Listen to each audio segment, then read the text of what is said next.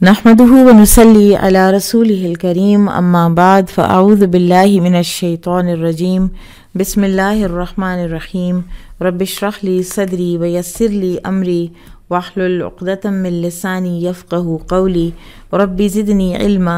अल्लाहुम्मा फ़क़्हिना फ़िद्दीन अल्लाहुम्मा इन्नी अस्अलुका ईमानन ला यर्तद व नईमन ला यनफ़द व मुराफ़क़त मुहम्मदिन सल्लल्लाहु अलैहि वसल्लम फ़ी आला जन्नतिल खुल्द आमीन या रब्बल आलमीन। इंशाल्लाह आज हम थोड़ा सा नुज़ूल कुरान के बारे में पढ़ेंगे। उलूमुल कुरान में से पेज नंबर 108 नुज़ूल के लुग़वी मानी। नुज़ूल का जो मादा है नून ज़ा लाम से, नज़ला यंज़िलु नुज़ूलन, इसके मानी है उतरना या ठहरना, क़याम करना। बाब इफ़आल में चला जाए तो अनज़ला युनज़िलु इंज़ाल, जिसके मानी है उतारना या ठहराना। और बाब तफ़ईल में चला जाए तो नज़्ज़ला युनज़्ज़िलु तंज़ीलन, जिसके मानी है तदरीज के साथ किस्तों में उतारना। जो बहुत मुस्तनद जो लुगात हैं अरबी की, जौहरी की अस्सिहाह, इब्न मंजूर अफ़रीकी की लिसानुल अरब और फ़िरोज़ाबादी की अलक़ामूस, तीनों ने लिखा है कि तनज़्ज़ला, अनज़ला, नज़्ज़ला और इस्तंज़ला, चारों के बुनियादी माने एक ही हैं। अलबत्ता तंज़ील का लफ्ज़ तरतीब के साथ यके बाद दीगरे उतरने के लिए इस्तेमाल होता है, और तनज़्ज़ुल का लफ्ज़ वक्फ़े के साथ उतरने के लिए आता है। इंज़ाल का लफ्ज़ आम है, एक ही दफ़ा नुज़ूल के लिए भी आता है और तदरीजी नुज़ूल के लिए भी इस्तेमाल होता है। इसलिए हम देखते हैं कि सूरतुल कहफ़ में अल्लाह सुब्हानहु व तआला फरमाते हैं अल्हम्दुलिल्लाहिल्लज़ी अनज़ला अला अब्दिहिल किताब, सब तारीफ़ें उस अल्लाह के लिए हैं जिसने उतारी है अपने बंदे पर ये किताब। अब इस आयत में अनज़ला का मानी यकबारगी भी हो सकता था और तदरीज भी, क्योंकि दोनों मानी अनज़ला के अंदर मौजूद हैं। लेकिन कुरान हकीम जो है वो अगरचे लौह महफूज और बैतुल इज़्ज़त, ये भी हम बात करेंगे, इस पर तो पूरा कुरान यकबारगी नाजिल हुआ, लेकिन क़ल्बे रसूल सल्लल्लाहु अलैहि वसल्लम पर इसका नुज़ूल 23 साल में मुकम्मल हुआ।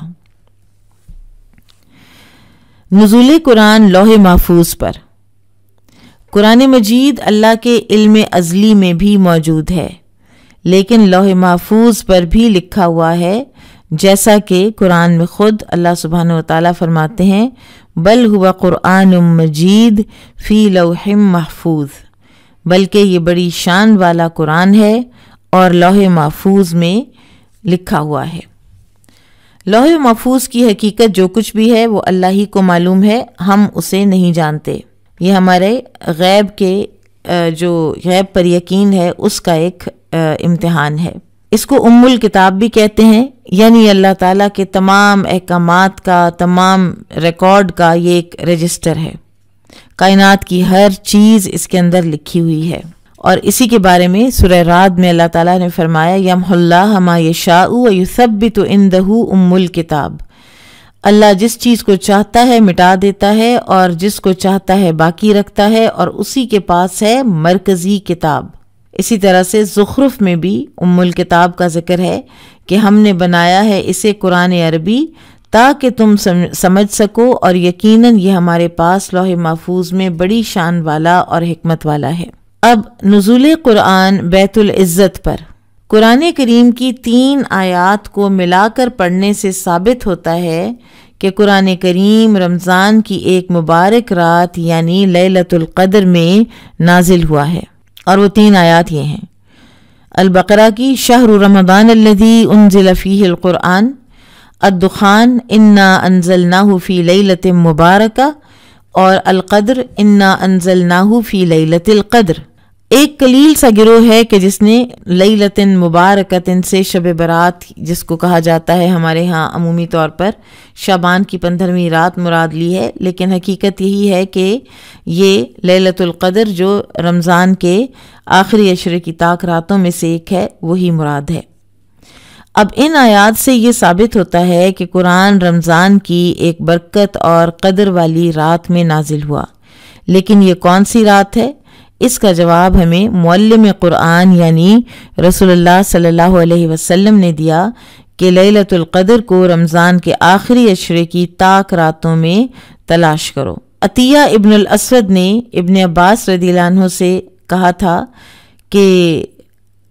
رمضان کی ایک ہی رات میں قرآن کے نازل ہونے کا کیا مطلب ہے، جبکہ قرآن کریم رسول اللہ صلی اللہ علیہ وسلم کے قلب مبارک پر تو 23 سال تک نازل ہوتا رہا ہے۔ تو انہوں نے جواب دیا تھا کہ قرآن ایک ہی رات میں قریبی آسمان یعنی پہلے آسمان پر اتارا گیا تھا جو لیلۃ القدر تھی، اس کو بیت العزت کہتے ہیں، بیت العزہ میں اتارا گیا، اور وہ رمضان کی رات تھی اور اس میں یہ پورے کا پورا اتارا گیا تھا ایک ہی وقت میں، یک بارگی۔ پیج 114 پہ دیکھیں، بیت العزہ پر نزول قرآن کی حکمت۔ علامہ علم الدین سخاوی بیت العزہ پر نزول کی حکمت بیان کرتے ہوئے فرماتے ہیں، اگر سوال کیا جائے کہ پہلے آسمان پر پورے قرآن کو ایک بار اتارنے میں یا یک بارگی اتارنے میں حکمت کیا ہے، تو میں جواب میں کہوں گا کہ اس کی حکمت یہ ہے کہ ملائکہ پر اولاد آدم کی کرامت اور رفعت شان ظاہر ہو جائے اور ان کو یہ بتا دیا جائے کہ اللہ تعالیٰ ان پر اپنی عنایت اور رحمت بھیجنے والا ہے، یعنی یہ ایک تیاری کی جا رہی تھی نا۔ اور پورے قرآن کو پہلے آسمان پر اتارنے میں ایک اور حکمت یہ ہے کہ قرآن کی عظمت و رفعت اور اس رسول کی عظمت و رفعت ظاہر ہو جائے جس پر یہ قرآن اترا ہے، اور یہ اس طرح کہ 7 آسمانوں میں رہنے والے فرشتوں کو اطلاع دے دی گئی کہ یہ اللہ کی آخری کتاب ہے جو آخری رسول پر بہترین اور شریف ترین امت کے لیے اترنے والی ہے، اور ہم نے اسے زمین کے قریب کر دیا ہے تاکہ وقت آنے پر اسے اتار دیں، یعنی پھر وقتاً فوقتاً وہ اپنے سچویشنز کے مطابق پھر وہ نازل ہوتی رہی۔ علامہ زرقانی ایک اور وجہ بھی بیان کرتے ہیں۔ زرقانی جو ہیں، یہ میں نے آپ کو بتایا تھا کہ یہ جامعہ الازہر کے علوم القرآن کے ٹیچر ہیں۔ وہ کہتے ہیں کہ میں تو کہتا ہوں کہ قرآن کریم کا 3 مقامات پر جو نزول ہوا ہے، ایک مرتبہ لوح محفوظ پر، دوسری مرتبہ بیت العزت پر، اور تیسری مرتبہ قلب محمد پر، تو اس نزول کے ملٹیپل ہونا یعنی تعدد نزول میں قرآن سے شک و شبہ کی نفی کی تاکید ہے، اور یہ اس پر یقین و اعتماد میں قوت و اضافے کا باعث ہے، اس لیے کہ جب کوئی بات متعدد رجسٹروں میں لکھی گئی ہو اور اس کا کئی جگہ وجود ثابت ہو تو یہ اس سے شک و شبہ کی نفی کا زیادہ مؤثر ذریعہ ہوتا ہے، اس کے وجود کو تسلیم کرنے کا زیادہ قوی باعث ہوتا ہے، اور اس پر ایمان و یقین کی قوت کے زیادہ قریب ہوتا ہے بنسبت اس کے کہ وہ بات ایک ہی رجسٹر میں لکھی گئی ہو۔ بہرحال ہمیں صحیح روایات سے یہ بات پتہ چلتی ہے کہ بیت العزت پر قرآن کا نزول ہوا، اور ہو سکتا ہے کہ اس میں کوئی اور بھی حکمت ہو جو کہ ہماری سمجھ سے باہر ہو، لیکن اللہ تعالیٰ کا کوئی فعل حکمت سے خالی نہیں ہوتا، اللہ الحکیم ہے۔ بیت العزہ پر نزول کے بعد نزول قرآن قلب رسول صلی اللہ علیہ وسلم پر۔ سورہ بنی اسرائیل آیہ نمبر 106 میں اللہ سبحانہ وتعالیٰ فرماتے ہیں وَقُرْآنًا فَرَقْنَاهُ لِتَقْرَأَهُ عَلَى النَّاسِ عَلَى مُكْثٍ وَنَزَّلْنَاهُ تَنزِيلًا، اور ہم نے قرآن کو جدا جدا نازل کیا ہے تاکہ تم اسے لوگوں کے سامنے ٹھہر ٹھہر کر پڑھو وقفوں کے ساتھ، اور ہم نے اسے تدریج کے ساتھ اتارا ہے۔ فرقناہ کے معنی مفسرین نے کیے ہیں جعلناہ مفرقا منجما، یعنی ہم نے اس کو الگ الگ حصوں میں قسط وار نازل کیا ہے، اور علی مکثن کے لفظ سے معلوم ہوتا ہے کہ یہی مفہوم راجح ہے۔ اس کے علاوہ تنزیل کے باب تفعیل کی خاصیت بھی اس کی دلیل ہے، تنزیل کا لفظ تدریجی نزول کے لیے ہی آتا ہے۔ اچھا، پھر البتہ اس کا جو معنی ہے فرقناہ، اس کا ایک اور معنی بھی کیا گیا ہے فرقناہ بالبیان، یعنی ہم نے اسے صاف صاف بیان کیا ہے، لیکن حقیقت یہ ہے کہ دونوں معنی جو ہیں ان کی گنجائش اس کے اندر موجود ہے، تنزیل کی یعنی تدریج کی، اور پلس کھل کر بیان ہونے کی، صاف صاف بیان ہونے کی بھی۔ اب تدریجی نزول کیوں کیا گیا؟ تورات ایک دم آ گئی تھی، ایک ہی دفعہ میں آ گئی تھی، لکھی ہوئی آ گئی تھی۔ قرآن کی تدریج 23 سال میں کیوں کی گئی؟ تو اس کی مختلف حکمتیں علماء کرام نے بتائی ہیں۔ پہلی حکمت لِنُثَبِّتَ بِهِ فُؤَادَكَ، تاکہ ہم آپ صلی اللہ علیہ وسلم کے دل کو اس کے ذریعے سے قوی کریں، تثبیت قلب رسول۔ جب ہر واقعے اور ہر حالت کے بارے میں تازہ ترین وحی آتی تو رسول اللہ صلی اللہ علیہ وسلم کی روحانی قوت میں مزید اضافہ ہوتا۔ جبرائیل علیہ السلام کا بار بار تشریف لانا، تازہ ملاقاتیں کرنا، اللہ تعالیٰ کے دربار سے نئے نئے پیغام لانا، رسول اللہ صلی اللہ علیہ وسلم کے قلب مبارک میں ایک خوشی، لذت، حلاوت، قوت اور ثبات پیدا کرتا تھا جس کو الفاظ میں تو بیان ہی نہیں کیا جا سکتا۔ کفار مکہ کی جانب سے آئے دن ایک تمسخر کا اور استہزاء کا اور تضحیک کا سلسلہ جو جاری تھا، تو آپ اپنے بشری تقاضے کے تحت ضرور دل گرفتہ بھی ہوتے تھے، اگرچہ آپ کی جو دعوت کا کام ہے اس میں کسی قسم کی کمزوری نہیں آتی تھی، لیکن آپ کے دل کو ہمت بڑھانے کے لیے تازہ وحی آ جاتی تھی۔ دوسری حکمت تھی حفظ اور فہم کو آسان کرنا، کیونکہ ایک دم کوئی پوری کتاب آ جائے تو اس کو حفظ کرنا مشکل ہوتا ہے، بنسبت تھوڑے تھوڑے سے سبق آتے رہیں اور ان کو ساتھ کے ساتھ انسان حفظ کرتا رہے۔ تیسری حکمت تنفیذ الاحکام، یعنی ایک ایک کر کے حکم آئے، تدریج کے ساتھ احکامات آئیں، جیسا کہ سیدہ عائشہ رضی اللہ عنہ نے فرمایا کہ قرآن کی صورتوں میں سے پہلے مفصل یعنی چھوٹی صورتیں نازل ہوئی تھیں جن میں جنت اور دوزخ کا ذکر ہوا ہے، یہاں تک کہ جب لوگوں کا رجوع اسلام کی جانب ہونے لگا تو پھر حلال و حرام سے متعلق احکام نازل ہوئے۔ اگر پہلے ہی یہ حکم آ جاتا کہ شراب نہ پیو تو لوگ کہتے ہم تو شراب نہیں چھوڑ سکتے، اور اگر یہ حکم نازل ہو جاتا کہ زنا نہ کرو تو لوگ کہتے کہ ہم تو زنا کبھی نہیں چھوڑ سکتے۔ چوتھی حکمت سوالات کا بر وقت جواب دینا، جیسے جیسے کوئی سچویشن ارائز ہوتی تھی ویسے ویسے ہی نبی صلی اللہ علیہ وسلم سوالات کا بر وقت جواب دے دیا کرتے تھے۔ نزول قرآن کا آغاز رمضان میں ہوا تھا، یہ بات ہمیں قرآن حکیم سے پتہ چلتی ہے، سورۃ البقرہ سے، اور اسی طرح ایک حدیث ہے مسند احمد کی، واصلہ بن اسقا رضی اللہ عنہ سے مروی ہے کہ رسول اللہ صلی اللہ علیہ وسلم نے فرمایا کہ ابراہیم علیہ السلام کے صحیفے رمضان کی پہلی رات میں نازل ہوئے تھے، تورات رمضان کی 6 راتیں گزرنے کے بعد نازل ہوئی، انجیل رمضان کی 13 راتیں گزرنے کے بعد نازل ہوئی یعنی 14ویں رات میں، اور فرقان رمضان کی 24 رات گزرنے کے بعد یعنی 25ویں رات میں نازل ہوا۔ اور اسی طرح سے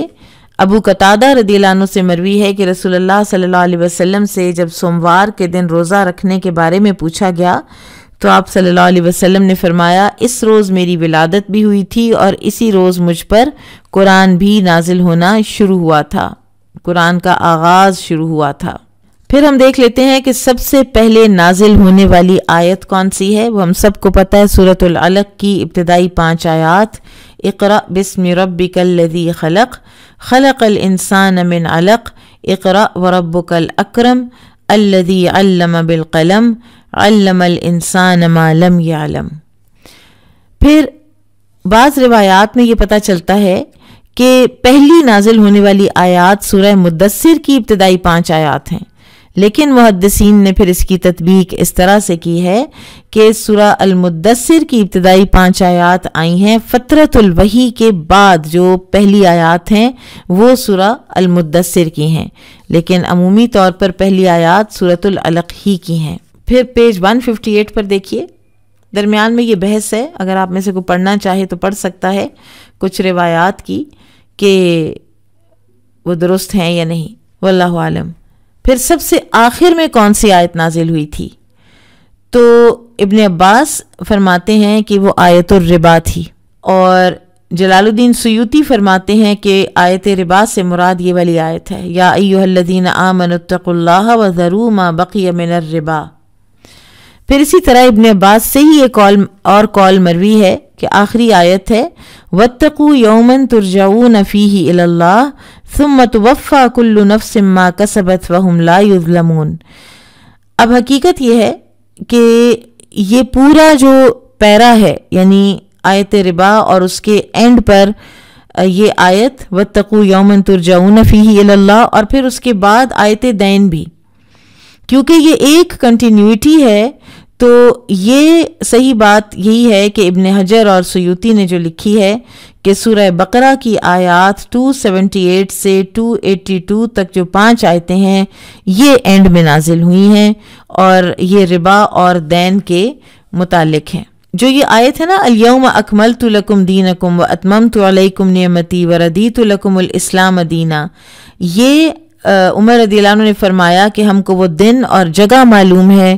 جہاں نبی کریم صلی اللہ علیہ وسلم پر یہ آیت نازل ہوئی۔ آپ عرفات میں جمعہ کے دن کھڑے تھے کہ یہ آیت نازل ہوئی،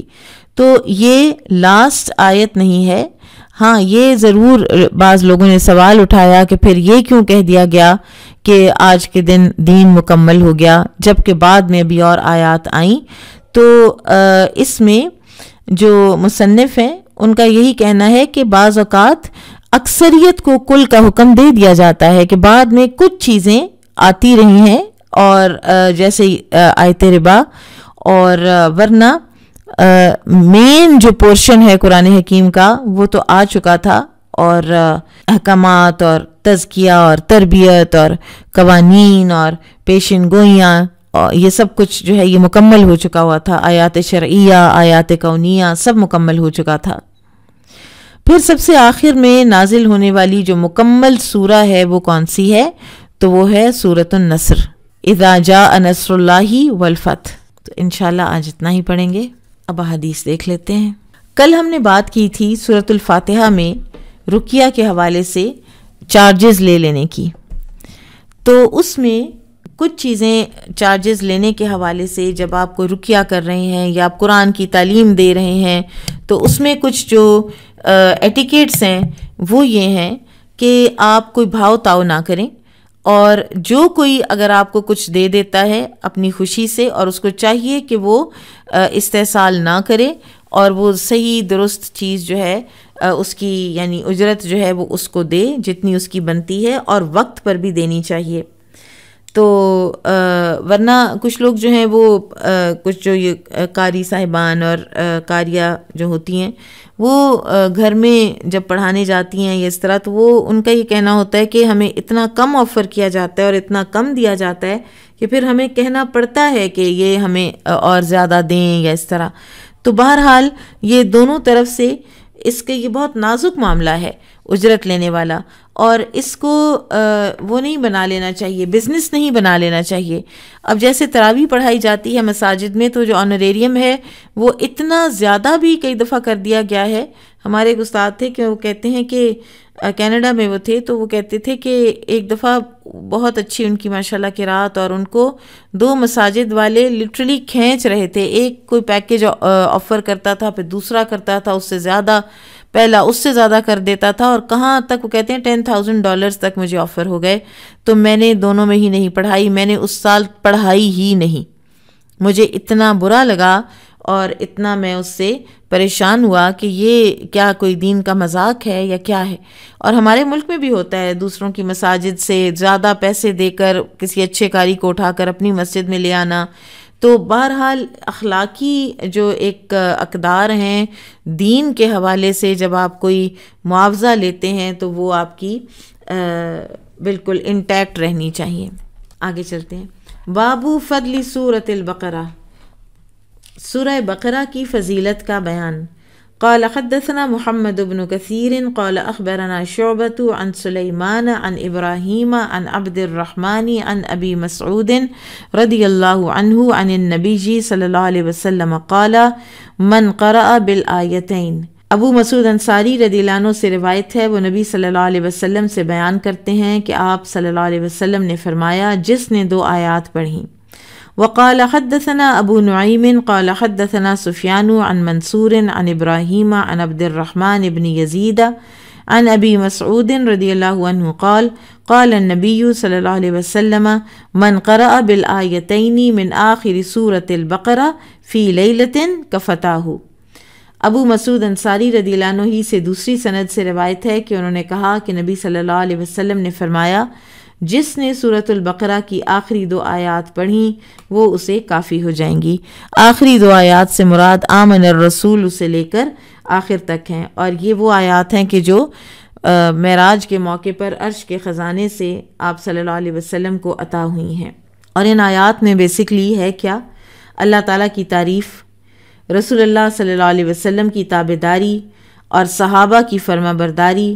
اور پھر ان کا تمام امور میں اللہ کی طرف رجوع کرنا بیان کیا گیا ہے. اور اس بنا پر ان کی یہ خصوصیت ہے کہ یہ دونوں آیات انسان کے لیے کافی ہو جاتی ہیں. اور کافی ہونے کا مطلب یہ بیان کیا گیا ہے کہ جو شخص رات کو سوتے وقت انہیں پڑھ لے گا، اس کے لیے یہ پڑھنا رات کے قیام کا بدل ہوگا اور نماز تہجد کا ثواب اسے مل جائے گا. ہاں، اس کا یہ مطلب نہیں ہے کہ انسان تہجد کے لیے اٹھے نہیں. یہ اللہ تعالیٰ کی ایک عنایت اور مہربانی ہے اپنے کمزور بندوں پر کہ کبھی نہ بھی پڑھ سکیں اور یہ 2 آیات پڑھی ہوں گی تو ان کو اجر ملے گا. اور بعض لوگوں نے کہا ہے کہ اس کا مطلب ہے کہ اس رات انسان شیطان کے شر سے محفوظ رہتا ہے، بلکہ وہ ہر قسم کی برائی سے بچا رہتا ہے. ابن حجر عسقلانی نے فضائل قرآن کے حوالے سے یہ روایت نقل کی ہے کہ ان آیات کو خود بھی پڑھو، اپنے بچوں اور عورتوں کو سکھاؤ، کیونکہ یہ آیات قرآن کا مغز، نماز اور دعا ہیں. وقال عثمان بن الہیثم قال حدثنا عوف عن محمد بن سیرین عن ابی ہریرہ رضی اللہ عنہ قال، ابو ہریرہ رضی اللہ عنہ کہتے ہیں، وکلنی رسول اللہ صلی اللہ علیہ وسلم بحفظ زکوٰۃ رمضان، رسول اللہ صلی اللہ علیہ وسلم نے مجھے رمضان کے فطرانہ کی نگرانی کے لیے مقرر کیا. فَأَتَانِي آتٍ، تو میرے پاس آیا ایک آنے والا، فَجَعَلَ يَحْثُو مِنَ الطَّعَامِ، تو وہ کھجوروں میں سے، کھانے میں سے ایسے لپ بھر بھر کے دونوں ہاتھوں سے اٹھانے لگا. فَأَخَذْتُهُ، تو میں نے پکڑ لیا اسے. فَقُلْتُ، تو اور میں نے کہا، لَأَرْفَعَنَّكَ إِلَىٰ رَسُولِ اللَّهِ صلی اللہ علیہ وسلم، میں ضرور تجھے رسول اللہ صلی اللہ علیہ وسلم کے پاس لے کر چلوں گا. فَقَصَّ الْحَدِيثَ، اور پھر اس کے بعد انہوں نے وہ پوری حدیث بیان کی. فقال، پھر اس آنے والے نے کہا، اذا اویت الی فراشک فقرأ آیت الکرسی، جب تم اپنے بستر پر سونے کے لیے آؤ تو آیت الکرسی پڑھ لیا کرو. لم یزل معک من اللہ حافظ، تو اللہ تعالیٰ کی طرف سے تیرا ایک محافظ مقرر ہو جائے گا. ولا یقربک شیطان حتی تصبح، اور جب تک صبح نہیں ہو جائے گی وہ شیطان تیرے قریب بھی نہیں پھٹکے گا. فقال النبی صلی اللہ علیہ وسلم، تو نبی صلی اللہ علیہ وسلم نے فرمایا، صدقک وہو کذوب، اس نے تیرے ساتھ سچ بولا ہے لیکن ویسے وہ خود جھوٹا ہے.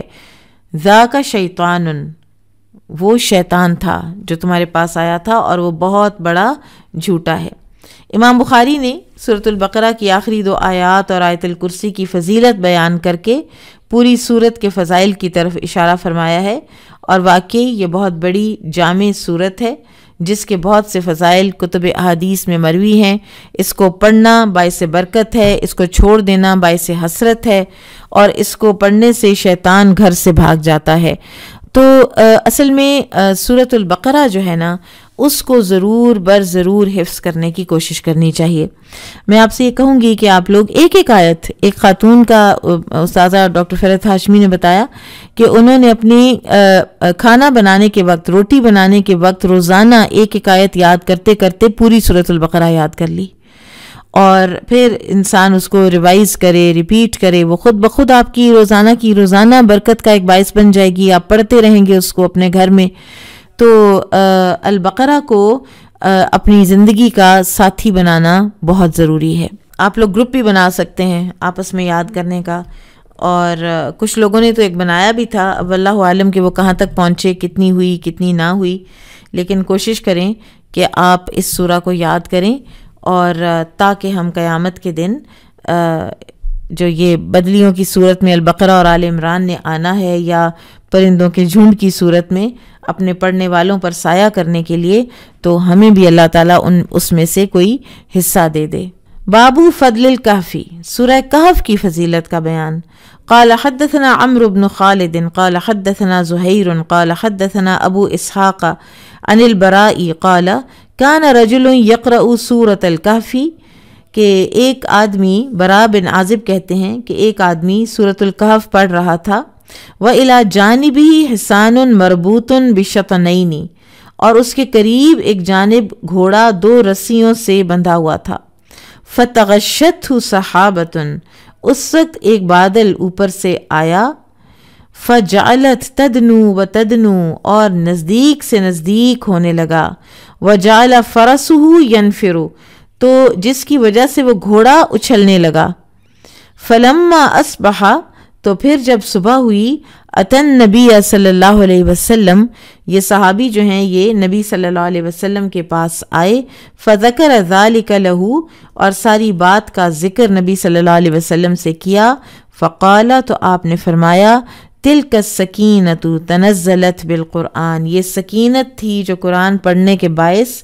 نازل ہوئی تھی۔ اور یہ اسید بن حضیر رضی اللہ عنہ تھے جو کہ بہت خوش الحان تھے، اور بعض روایات میں آتا ہے کہ ان سے بھی رسول اللہ صلی اللہ علیہ وسلم نے یہ فرمایا تھا کہ تمہیں داؤد علیہ السلام کی آواز میں سے حصہ دیا گیا ہے، جیسے ابو موسیٰ اشعری رضی اللہ عنہ سے بھی آپ نے یہ بات فرمائی تھی۔ اور سکینت جو ہے یہ اللہ سبحانہ وتعالیٰ کی مخلوق ہے، اور یہ قرآن کے ساتھ نازل ہوتی ہے، اور دل کو ایک تسلی، ایک اطمینان آ جاتا ہے۔ اور بعض علماء نے کہا ہے کہ سکینت سے مراد یہاں پر ملائکہ ہیں، اس لیے کہ ملائکہ کا نزول سکون قلب کا باعث ہوتا ہے، اور اس بات قلب کا باعث ہوتا ہے، جیسا کہ سورۃ الانفال آیت نمبر 12 میں اللہ تعالیٰ فرماتے ہیں، اذ یوحی ربک الی الملائکۃ انی معکم فثبتوا الذین آمنوا، کہ جب تیرے رب نے ملائکہ فرشتوں کی طرف یہ وحی کی کہ میں تمہارے ساتھ ہوں اور تم اہل ایمان کو ثابت قدم رکھو۔ سورۃ الکہف کے فضائل میں سے یہ بھی ہے کہ جمعہ کے دن اس کو پڑھا جائے تو جو اس کو جمعے کے دن پڑھے گا تو اس کو ایک جمعے سے اگلے جمعے تک ایک نور اس کے ساتھ رہے گا۔ اسی طرح سے اس کی ابتدائی 10 آیات کو یاد کرنے والا فتنہ دجال سے محفوظ رہے گا۔ بابو فضلی سورۃ الفتح، سورہ فتح کی فضیلت کا بیان۔ قال حدثنا اسماعیل قال حدثني مالک عن زید بن اسلم عن ابیہ ان رسول اللہ صلی اللہ علیہ وسلم كان يسير في بعض اسفارہ وعمر بن الخطاب يسير معه لیلا۔ اسلم رضی اللہ عنہ سے روایت ہے کہ رسول اللہ صلی اللہ علیہ وسلم رات کو ایک سفر میں جا رہے تھے، عمر بن خطاب رضی اللہ عنہ آپ کے ہمراہ تھے۔ فَسَأَلَهُ عُمَرُ عَنْ شَيْءٍ، تو عمر رضی اللہ عنہ نے آپ سے کوئی سوال پوچھا، فَلَمْ يُجِبْهُ رسول اللہ صلی اللہ علیہ وسلم، تو رسول اللہ صلی اللہ علیہ وسلم نے ان کا کوئی جواب نہ دیا۔ ثُمَّ سَأَلَهُ، انہوں نے پھر پوچھا، فَلَمْ يُجِبْهُ، آپ نے پھر کوئی جواب نہ دیا۔ ثُمَّ سَأَلَهُ فَلَمْ يُجِبْهُ، انہوں نے پھر تیسری بار پوچھا، آپ صلی اللہ علیہ وسلم نے پھر بھی جواب نہ دیا۔ فَقَالَ عمر، تو عمر نے اپنے آپ سے کہا، ثقلت کا امک، تیری ماں تجھے گم پائے۔ اے عمر، نظرت رسول اللہ صلی اللہ علیہ وسلم 3 مرات، تو نے 3 مرتبہ نہایت اصرار کے ساتھ رسول اللہ صلی اللہ علیہ وسلم سے سوال کیا ہے، کل ذالک لا یجیبک، اور ہر بار تجھے کوئی جواب نہیں ملا۔ تو ان کو ہوا کہ رسول اللہ صلی اللہ علیہ وسلم کو کہیں میں ناراض تو نہیں کر بیٹھا کسی وجہ سے۔ قال عمر، تو عمر خود رضی اللہ عنہ راوی ہیں، وہ فرماتے ہیں، فحرکت بعیری، تو میں نے اپنی اونٹنی کو خوب دوڑایا، حتی کنت امام الناس، یہاں تک کہ میں سب لوگوں سے آگے بڑھ گیا۔ وَخَشِیتُ أَن يَنزِلَ فِیَّ الْقُرْآنُ، مجھے یہ ڈر لگا کہ میرے بارے میں کوئی قرآن نازل ہو جانا ہے، کوئی بات نازل ہو جانی ہے، مجھ سے اللہ کے رسول ناراض ہو گئے ہیں۔ فَمَا نَشِبْتُ أَن سَمِعْتُ صَارِخًا يَصْرُخُ، ابھی تھوڑا ہی وقت گزرا تھا کہ میں نے ایک پکارنے والے کی آواز سنی جو بآواز بلند مجھے پکار رہا تھا۔ قال، کہتے ہیں فقلت، تو میں نے کہا لقد خشیت ان یکون نزل فی قرآن، یعنی مجھے ڈر لگا کہ میرے متعلق قرآن نازل ہو گیا ہے، اسی لیے مجھے بلایا جا رہا ہے۔ قال، کہتے ہیں فجئت رسول اللہ صلی اللہ علیہ وسلم، میں رسول اللہ صلی اللہ علیہ وسلم کے پاس آیا، فسلمت علیہ، تو میں نے آپ کو سلام کیا، فقال، تو آپ صلی اللہ علیہ وسلم نے فرمایا لقد انزل علی اللیلۃ سورۃ لہی احب الی مما طلعت علیہ الشمس ثم قرأ انا فتحنا لک فتحا مبینا۔ آپ صلی اللہ علیہ وسلم نے فرمایا آج رات مجھ پر ایک ایسی صورت نازل ہوئی ہے جو مجھے ہر اس چیز سے زیادہ محبوب ہے جس پر سورج طلوع ہوتا ہے۔ پھر آپ صلی اللہ علیہ وسلم نے یہ آیات تلاوت فرمائی، ہم نے تمہارے لیے واضح فتح فرمائی ہے۔ یہ جو سفر ہے یہ صلح حدیبیہ کا تھا، اور اس میں واضح طور پر سورۃ الفتح کی فضیلت بیان ہوئی ہے۔ اس سورہ مبارکہ کو ایک خاص تاریخی حیثیت حاصل ہے۔ اس کے نازل ہونے کے بعد فتوحات اسلامیہ کا ایک دروازہ کھل گیا تھا۔ صلح حدیبیہ ہی کے بعد آپ صلی اللہ علیہ وسلم نے مختلف جو آپ انٹرنیشنل لیول پر آپ نے خطوط لکھے، روم اور ایران اور بحرین اور مصر، ان سب کے رولرز کو آپ کے خطوط گئے، سب کو پتہ چلا آپ کی پریزنس کا، اور اسی طرح سے ان 2 سالوں میں مسلمانوں کے ساتھ میل ملاپ کی وجہ سے بے شمار لوگ مسلمان ہوئے، یہاں تک کہ سن 8 ہجری میں فتح مکہ کے موقع پر آپ کے ساتھ 10,000 لوگ تھے، جبکہ صلح حدیبیہ کے موقع پر آپ کے ساتھ 1400 لوگ تھے۔ پھر اس واقعے سے ہمیں یہ پتہ چلتا ہے کہ ہر سوال کا جواب دینا ضروری نہیں ہوتا۔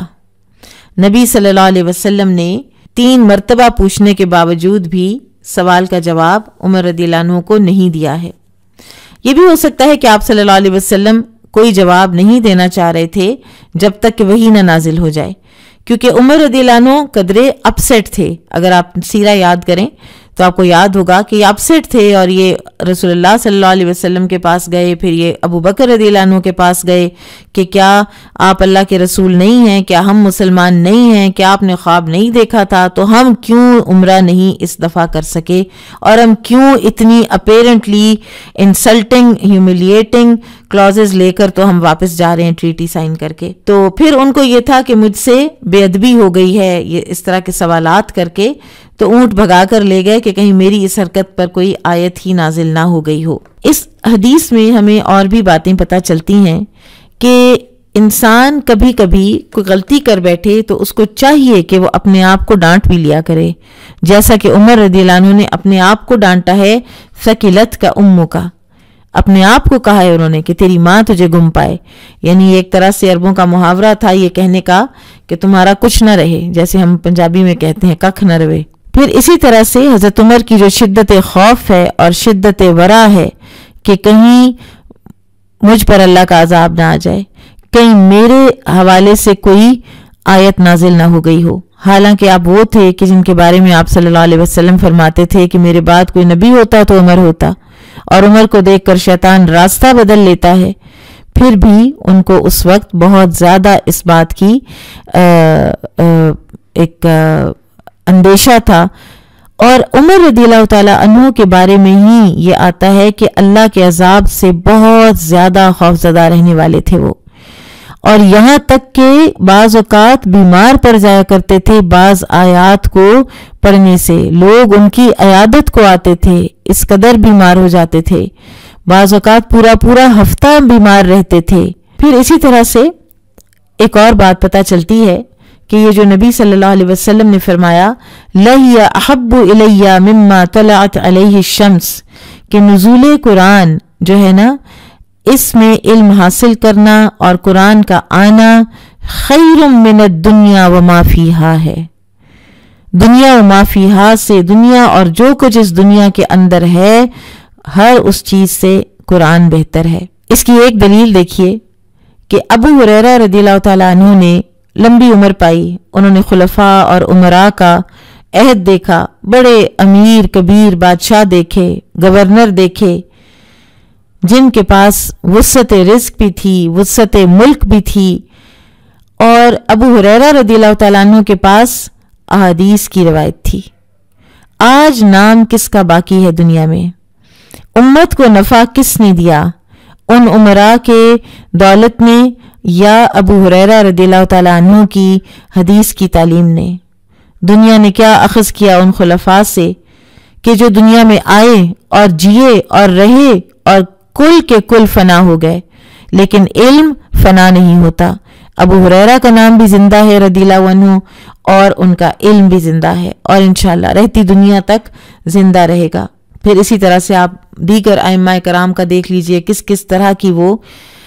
نیت کے خلوص کے ساتھ جو بھی وہ کام کر گئے وہ باقی ہے۔ سورۃ الفتح کے بارے میں یہ بھی کہا جاتا ہے کہ یہ یک بارگی نازل ہوئی ہے، اور کچھ اور صورتیں ہیں کہ جو یک بارگی نازل ہوئی ہیں، ان میں سورۃ الانعام، معوذات اور سورۃ الاخلاص اور سورۃ الفاتحہ شامل ہیں۔ باب فضل قل هو اللہ احد، قل هو اللہ احد کی فضیلت کا بیان۔ فیہ عمرۃ عن عائشہ عن النبی صلی اللہ علیہ وسلم، اس کے متعلق عمرہ جو عائشہ رضی اللہ عنہ کی شاگردہ ہیں بڑی خاص، تو انہوں نے حضرت عائشہ سے بیان کیا ہے، اور عائشہ رضی اللہ عنہ نے نبی صلی اللہ علیہ وسلم سے بیان کیا ہے۔ قال حدثنا عبد الله بن يوسف قال اخبرنا مالك عن عبد الرحمن بن عبد الله بن عبد الرحمن بن ابي صعصة عن ابيه عن ابي سعيد الخدري، ابو سعید خدری رضی اللہ عنہ سے روایت ہے، ان رجلا سمع رجلا يقرأ قل هو الله احد يرددها، کہ ایک آدمی نے دوسرے آدمی سے سنا وہ قل هو اللہ احد بار بار پڑھ رہا ہے، بار بار دہرا رہا ہے۔ فلما اصبح، جب صبح ہوئی، جاء الى رسول اللہ صلی اللہ علیہ وسلم، تو اس نے رسول اللہ صلی اللہ علیہ وسلم کی خدمت میں حاضر ہو کر فذکر ذلک لہ، اس واقعے کا ذکر کیا۔ وکأن الرجل یتقالها، اور گویا کہ وہ اس عمل میں کوئی بڑا ثواب نہ خیال کرتا تھا، اس بات کو ذرا چھوٹا سمجھ رہا تھا کہ اب ایک چھوٹی سی سورہ ہے تو اس کو یہ بندہ بار بار کیوں پڑھ رہا ہے۔ فقال رسول اللہ صلی اللہ علیہ وسلم، تو رسول اللہ صلی اللہ علیہ وسلم نے فرمایا، والذی نفسی بیدہ، قسم ہے اس ذات کی جس کے ہاتھ میں میری جان ہے، انہا لتعدل ثلث القرآن، کہ یہ سورہ جو ہے یہ 1/3 قرآن کے حصے کے برابر ہے۔ اس کا جو پیغام ہے وہ 1/3 قرآن ہے، اور پیور توحید ہے اس کے اندر۔ وزاد ابو معمر قال حدثنا اسماعیل بن جعفر عن مالک بن انس عن عبد الرحمن بن عبد الله بن عبد الرحمن بن ابی صعصعة عن ابیہ عن ابی سعید الخدری قال اخبرنی اخی قتادة بن النعمان ان رجلا قام في زمن النبي صلی اللہ علیہ وسلم يقرأ من السحر قل هو اللہ احد لا يزید علیہا، فلما اصبحنا اتى الرجل النبی صلی اللہ علیہ وسلم نحوہ۔ ابو سعید خدری رضی اللہ عنہ ہی سے روایت ہے کہ مجھے میرے بھائی قتادہ بن نعمان نے بتایا کہ نبی صلی اللہ علیہ وسلم کے زمانہ مبارک میں ایک شخص نے سحری کے وقت کھڑے ہو کر قل هو اللہ احد کو پڑھا، وہ اس پر کسی دوسری صورت کا اضافہ نہیں کر رہا تھا۔ جب ہم نے صبح کی تو ایک صحابی نبی صلی اللہ علیہ وسلم کی خدمت میں حاضر ہوئے، پھر پہلی حدیث کے مطابق ہی واقعہ بیان کیا۔ قال حدثنا عمر بن حفص قال حدثنا ابی قال حدثنا الاعمش قال حدثنا ابراہیم والضحاک المشرقی عن ابی سعید الخدری رضی اللہ عنہ قال قال النبی صلی اللہ علیہ وسلم لاصحابہ ایعجز احدکم ان یقرأ ثلث القرآن فی لیلۃ، رسول اللہ صلی اللہ علیہ وسلم نے اپنے صحابہ سے فرمایا، کیا تم میں سے کسی کے لیے یہ ممکن نہیں ہے کہ قرآن کا 1/3 حصہ ایک رات میں پڑھا کرے؟ فشق ذلک علیہم، تو یہ تو بڑا مشکل عمل معلوم ہوا صحابہ کرام کو۔ وقالو، تو انہوں نے کہا، اینا یطیق ذالک یا رسول اللہ، اے اللہ کے رسول صلی اللہ علیہ وسلم، کون ہم میں سے اس بات کی استطاعت رکھتا ہے، طاقت رکھتا ہے؟ فقال اللہ الواحد الصمد ثلث القرآن، اللہ الواحد الصمد یعنی یہی سورۃ الاخلاص، قل هو اللہ احد، قرآن مجید کا 1/3 حصہ ہے۔ قال الفربری سمیت ابا جعفر محمد بن ابی حاتم وراق ابی عبد اللہ یقول قال ابو عبد اللہ عن ابراہیم مرسل وعن الضحاک المشرقی مسند۔ محمد بن یوسف فربری نے بیان کیا کہ میں نے ابو عبداللہ یعنی امام بخاری کے کاتب ابو جعفر محمد بن ابی حاتم سے سنا ہے کہ یہ روایت ابراہیم نخعی کے واسطے سے مرسل ہے، لیکن ضحاک مشرقی سے متصلاً بھی یہ بیان ہوئی ہے۔ اب یہ جو صورت ہے یہ اللہ سے خاص محبت اور وظیفہ دین و دنیا کی ترقی ہے، اور اس میں یہ اکثیر کا درجہ رکھتا ہے۔ اس میں توحید خالص کا بیان ہے، ہر قسم کے شرک کی مذمت ہے، اور تمام عقائد باطلہ کو ختم کر دیا گیا ہے۔ اور امام بخاری نے اس کی فضیلت میں جو حدیث بیان کی ہیں تو ان سے معلوم ہوتا ہے کہ 3 مرتبہ سورہ اخلاص پڑھ لینے سے پورے قرآن کا تلاوت کا ثواب مل جاتا ہے۔ لیکن بہرحال یہ نہیں ہے کہ آپ قرآن پڑھیں ہی نہیں اور سورۃ الاخلاص ہی کی تلاوت کرتے رہیں۔ اور یہ جو انہوں نے کہا نا ابو سعید خدری نے کہ میرے بھائی قتادہ بن نعمان نے مجھے بتایا، تو قتادہ بن نعمان جو ہیں یہ خالہ کے بیٹے ہیں ابو سعید خدری کے، اور ان کے پڑوس میں رہتے تھے۔ ایک اور حدیث میں آتا ہے کہ رسول اللہ صلی اللہ علیہ وسلم نے ایک شخص کو فوجی دستے کا سالار بنایا تو وہ انہیں نماز پڑھاتا اور ہر رکعت میں سورہ اخلاص پڑھاتا تھا۔ اس نے بتایا کہ اس میں اللہ کی صفات ہیں، لہٰذا میں اس سورت سے محبت کرتا ہوں۔ تو رسول اللہ صلی اللہ علیہ وسلم نے فرمایا کہ اللہ تعالیٰ اس سے بھی محبت کرتا ہے، یعنی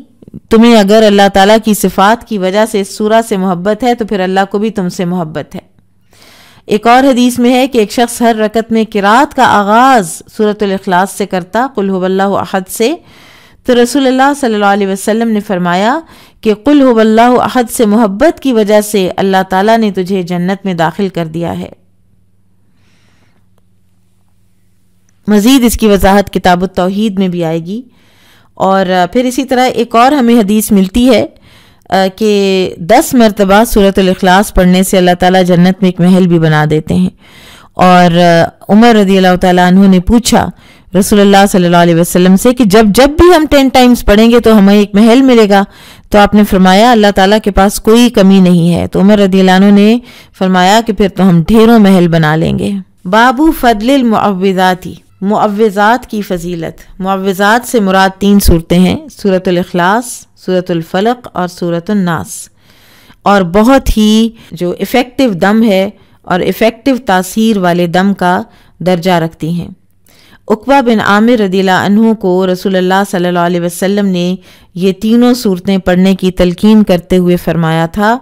کہ ان کی مثل اور کوئی صورت نہیں ہے۔ قال حدثنا عبد الله بن يوسف قال اخبرنا مالك عن ابن شهاب عن عروة عن عائشة رضي الله عنها ان رسول الله صلی اللہ علیہ وسلم كان اذا اشتكى۔ عائشہ رضی اللہ عنہ سے روایت ہے کہ رسول اللہ صلی اللہ علیہ وسلم جب بیمار ہوئے یقرأ علی نفسه بالمعوذات وینفث، تو آپ اپنے اوپر معوذات پڑھ کر دم کیا کرتے تھے، پھونک مارا کرتے تھے۔ نفس پھونک کو کہتے ہیں۔ فلما اشتد وجعه، پھر جب آپ کی درد تکلیف بڑھ گئی، کنت اقرأ علیہ، تو میں ان صورتوں کو پڑھا کرتی تھی آپ پر، وامسح بیدہ، اور انہی کے آپ صلی اللہ علیہ وسلم کے ہی ہاتھوں کو آپ کے جسم مبارک پر وائپ کر دیتی تھی، مسح کر دیتی تھی، رجاء برکتہا، آپ صلی اللہ علیہ وسلم کے ہاتھوں کی برکت کی امید رکھتے ہوئے۔ ایک روایت میں ہے کہ رسول اللہ صلی اللہ علیہ وسلم مرض وفات میں ان صورتوں سے خود پر دم کرتے تھے۔ راوی نے امام زہری سے پوچھا کہ آپ صلی اللہ علیہ وسلم کے دم کا کیا طریقہ تھا، تو انہوں نے بتایا کہ انہیں پڑھ کر آپ اپنے ہاتھوں پر پھونک مارتے، پھر ان ہاتھوں کو چہرے پر پھیر لیتے۔ اب یہ ہے کہ آپ اعوذ باللہ پڑھیں، پھر بسم اللہ پڑھیں، پھر 1 مرتبہ اخلاص فلق ناس پڑھیں اور اپنے جسم پر ہاتھ پھیر لیں، پھر دوبارہ تینوں پڑھیں، پھر جسم پہ ہاتھ پھیریں یعنی پھونک کر، اور پھر تیسری دفعہ پڑھیں اور پھر پھونک کر ہاتھ پھیریں۔ بہرحال کچھ اور جو علماء ہیں وہ یہ کہتے ہیں کہ تین مرتبہ اکٹھے پڑھ کے اکٹھے اینڈ میں پھونک مار کے پورے اپنے جسم پہ جو ہاتھ مل لینا ہے وہ بھی درست ہے، اور یہ بیماری میں بھی پڑھے جا سکتے ہیں اور صبح و شام کی دعاؤں میں بھی شامل ہیں، اور ہر نماز کے بعد ایک ایک مرتبہ پڑھنا بھی نبی صلی اللہ علیہ وسلم سے ثابت ہے۔ قال حدثنا قتيبة بن سعيد قال حدثنا المفضل بن فضالة عن عقيل عن ابن شهاب عن عروة عن عائشة أن النبي صلى الله عليه وسلم كان إذا أوى إلى فراشه كل ليلة۔ عائشہ رضی اللہ عنہ سے روایت ہے کہ نبی صلی اللہ علیہ وسلم ہر رات جب بستر پر تشریف لاتے، جمع کفیہ تو اپنے دونوں ہاتھوں کو ملاتے، ثم نفث فیہما پھر ان دونوں میں پھونک مارتے، فقرأ فیہما اور پھر ان دونوں میں پڑھتے قل هو اللہ احد وقل اعوذ برب الفلق وقل اعوذ برب الناس، یہ تینوں صورتیں پڑھ کے ثم یمسح بہما پھر آپ مسح کرتے اپنے دونوں ہاتھوں سے مستطاع من جسدہ جہاں تک آپ کے ہاتھ پہنچتے جتنا ممکن ہوتا، یبدأ بہما علی رأسہ ووجہہ اور شروع کیا کرتے تھے آپ اپنے سر مبارک اور چہرہ انور سے، وما اقبل من جسدہ اور پھر باقی جسم پر ہاتھ پھیرتے، یفعل ذلک 3 مرات 3 مرتبہ آپ صلی اللہ علیہ وسلم یہ عمل کرتے۔ اب اس حدیث کے جو ظاہری الفاظ ہیں ان سے معلوم ہوتا ہے کہ آپ صلی اللہ علیہ وسلم معوذات پڑھنے سے پہلے بھی ہاتھوں پر پھونک مارتے تھے، پھر معوذات پڑھتے اور پھر دوبارہ پھونک مارتے، لیکن اس کا کوئی قائل نہیں ہے پہلے پھونک مارنے کا، اور کیونکہ پڑھنے کے بعد ہی پھونک مارنے کی سے برکت کی امید کی جا سکتی ہے۔ البتہ جن لوگوں نے صحیح بخاری کی یہ حدیث ہے بہرحال تو اس کو ایز اٹ از لیا ہے کہ پہلے بھی پھونک ماری جائے، تو وہ کہتے ہیں کہ ممکن ہے کہ اس سے مقصود جادوگروں کی مخالفت ہو، کیونکہ وہ پڑھ کر پھونک مارتے ہیں اور آپ نے پڑھنے سے پہلے بھی پھونک مار لی۔ تو بہرحال دم کا طریقہ یہ ہے کہ معوذات پڑھ کر پھونک ماری جائے تاکہ جو آپ کی نفخہ طیبہ ہے، آپ کا جو سانس ہے طیب جس سے آپ نے ابھی قرآن پڑھا ہے، تو اس سے شفا کی امید کی جا سکے۔ تو کل بھی بات ہوئی تھی رقیہ کے حوالے سے، تو بیسیکلی جو بات ہے وہ یہی ہے کہ رقیہ خود کرنا ہے، اور پھونک کا بہت اس میں عمل دخل ہے۔ وہ جو آپ نے پڑھا ہوا ہوتا ہے اس کی پھونک، اور نفس اس پھونک کو کہتے ہیں جس میں تھوڑی تھوڑی آپ کی سپٹ بھی ہو، یعنی تھوڑا سا کوئی گیلاہٹ آپ کی سپٹ کی بھی آئی ہوئی ہو، تو اس طرح سے آپ اس کو جب پڑھیں گے تو پھر آپ کا دم بہت افیکٹو ہوگا انشاءاللہ۔ تو آج ہم اتنا ہی پڑھیں گے۔ سبحانک اللہم و بحمدک اشہد ان لا الہ الا انت استغفرک و اتوب الیک۔ السلام علیکم و رحمۃ اللہ وبرکاتہ۔